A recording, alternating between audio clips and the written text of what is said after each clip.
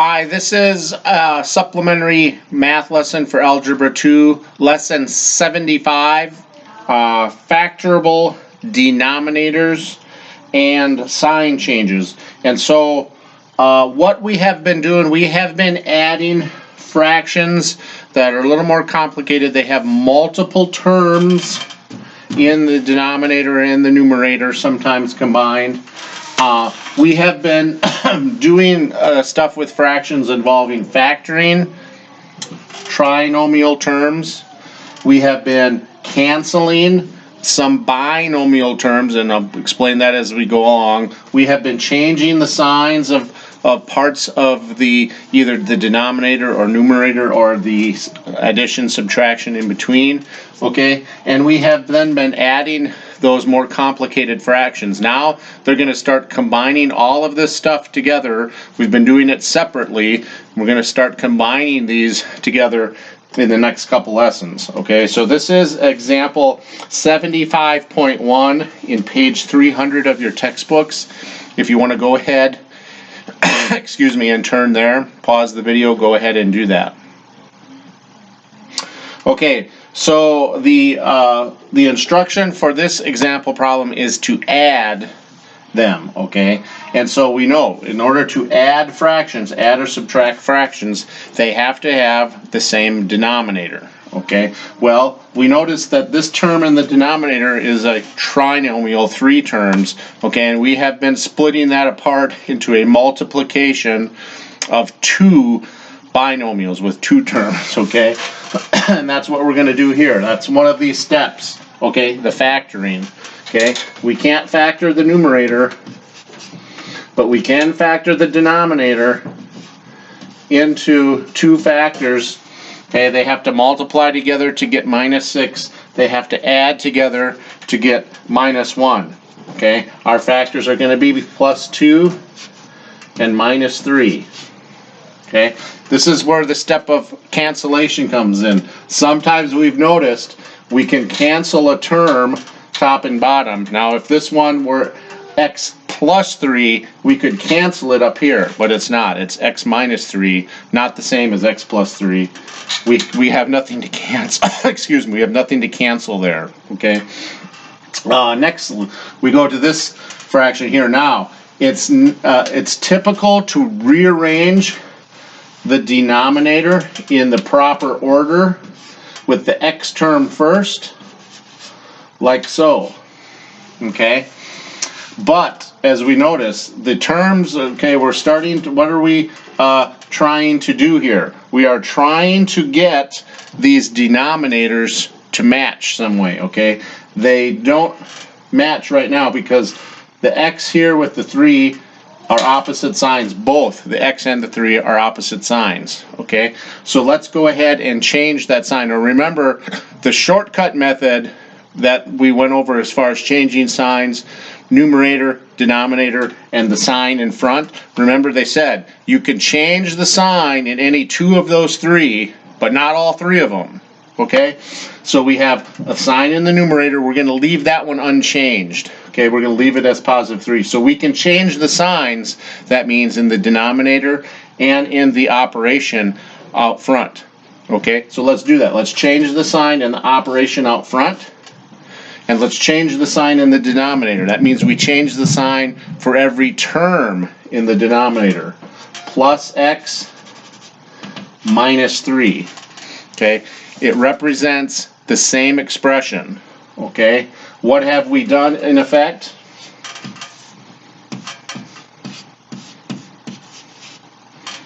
Okay? We had this. In effect, we have factored out a -1 in front of that term, okay? A -1 times a positive x will give us a minus x. That's the original one we came up with. A -1 times a -3 will give us a +3. That is the original expression, okay? And so what do we have? Well, here we have a minus and a minus in the denominator. A minus times a minus is a positive. Changes it to a positive. That's why. That's the explanation why we can change two of the three signs. Okay, we can change the sign of everything in the denominator and the sign out front. That's two of the three. We could have changed of the sign of everything in the denominator plus the numerator, okay, and left the middle one alone. That's two of the three. Or we could have changed the sign in the numerator and the one out front and left the signs in the denominator alone. That's two of the three. Okay, so that's a shortcut method without having to factor out that -1 all the time. So just remember that. Why did we want to change the sign here? Because now I'm just going to erase this positive, that's extraneous information. We notice it gives us an x minus 3 and an x minus 3. Okay, we're close to having common denominators. Okay, all we have to do then is multiply by an x plus 2 and x plus 2 to get common denominators. Okay, excuse me there. Okay, so we'll have common denominators then, x plus 2 and x minus 3. And what will they combine into? They'll combine into an x plus 3 plus a 3 times x plus 2. In other words, a 3x, 3 times x, and a 3 times 2 plus 6. Okay? We notice that all the x's can combine up there into a 4x, and the numbers will add up to a 9, and that leaves us our common denominator in the bottom, like so. Okay, so that is our solution to the problem. Now, I'm not sure. Oh, I see. Okay, so they went ahead and multiplied this out in the example, but then right below it they said we could have left the denominator in the factored form, which is more typical. That's generally considered a better expression for mathematical purposes to leave it in factored form. Why they remultiplied it out, I'm not sure there in the denominator. Okay, so that is the drill. We have these four things that we've been doing, and we're going to apply those, more likely all of them, in a single problem now. Okay, let's go on to the next example.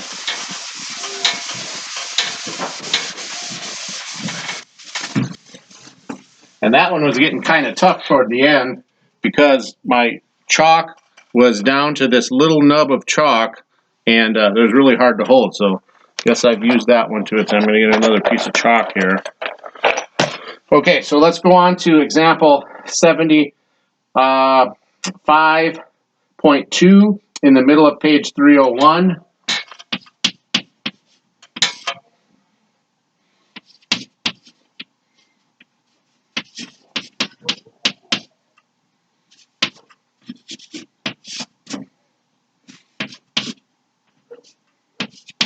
Okay, so we have a similar type of problem, and we're going to start doing those, and you can do them in any order. If you want to go ahead and say, well, I want to rearrange this term first, you can go ahead and do that, because let's put the x first, and then the number second. Okay, we have that sign out there.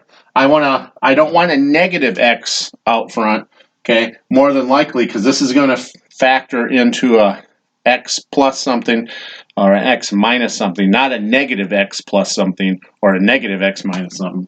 Okay, so I'm going to change that sign, and then what's the second of the two here? I want to change the sign. Well, let's change this one out front for it to become an addition then. And we won't have, if we can eliminate negatives, that helps us out. Okay, so then what's the next step? Let's factor this trinomial in the denominator into its factors. It's going to be x and x. I need factors that multiply to 1 and add to positive 2. Okay, it's going to be plus 1 and plus 1.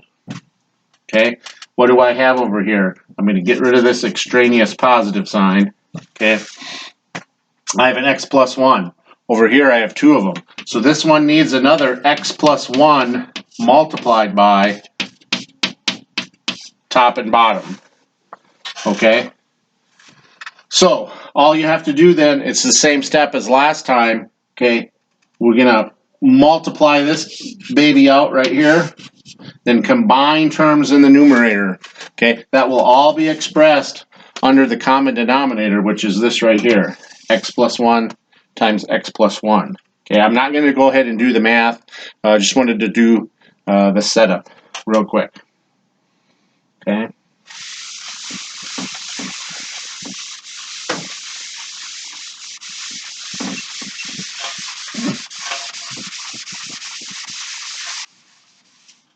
Going to the last example, 75.3.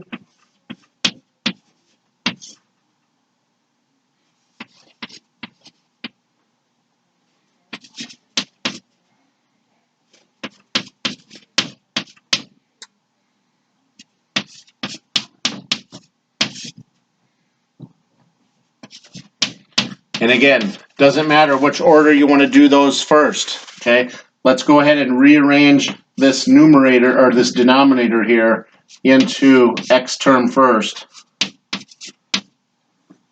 I have a plus sign out there. The numerator is already expressed in that. Now, sometimes they might have the numerator in the wrong order. You still have to go through that drill for the numerator. Okay, so what am I going to do? I'm going to change the sign of everything in the denominator. That means plus, that'll be negative. Then I'm going to change the sign of the operation. I'm changing 2 of the 3. It does not change the expression of the term. Okay. Then I'm going to factor out this trinomial into x and x. I need factors that multiply to minus 15 that add together to get minus 2. Okay, they're going to be minus 5 and positive 3. Okay, so again, I look, well, that was close. I might have been able to cancel something here, but they're opposite signs. Okay, so then I can add the fractions as soon as this one has the common denominator. All it needs is to get multiplied by an x plus 3.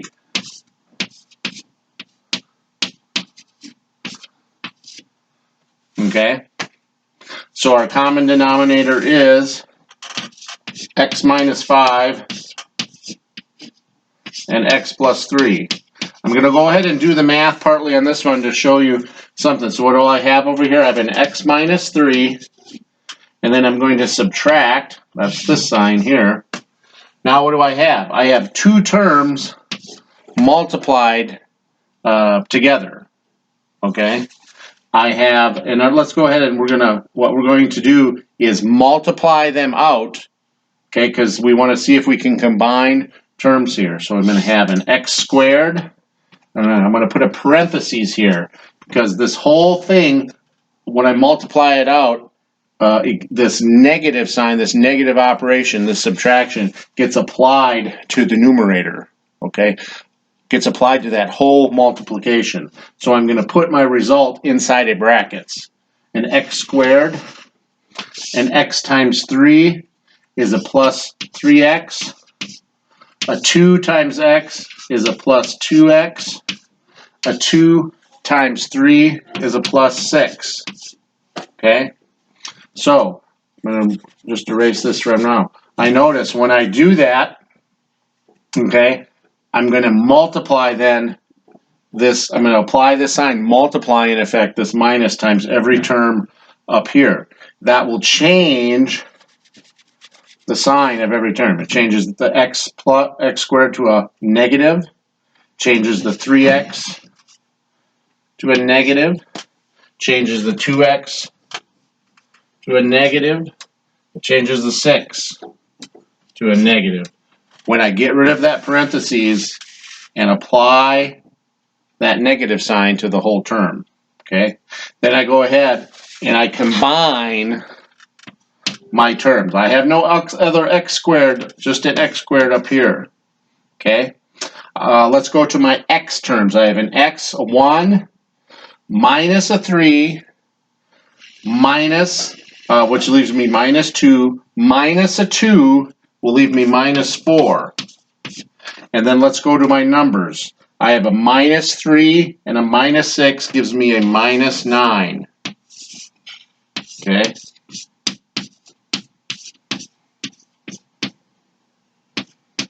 All over that common denominator. Okay. And just one thing to correct, when I took my x squared, it's actually a minus x squared there. Okay. So a minus x squared. Then I look, well, let's see, can I factor this into two binomials where I can do some cancellation?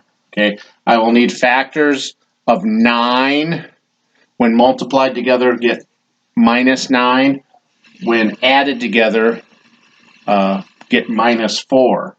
Okay, well, what do I have? I could have a possibility of a 1 and a 9, a 3 and a 3. Okay, one of them would have to be negative, so I'd have a -9, that would give me -8, that's no good.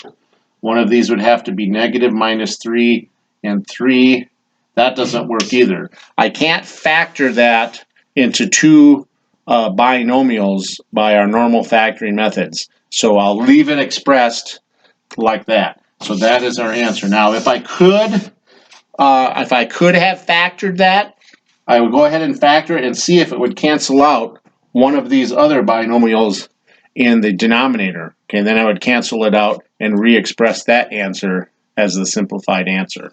Okay, so that's the drill for today's assignment. I hope that works. Shoot an email or a text message with any questions. So long for now.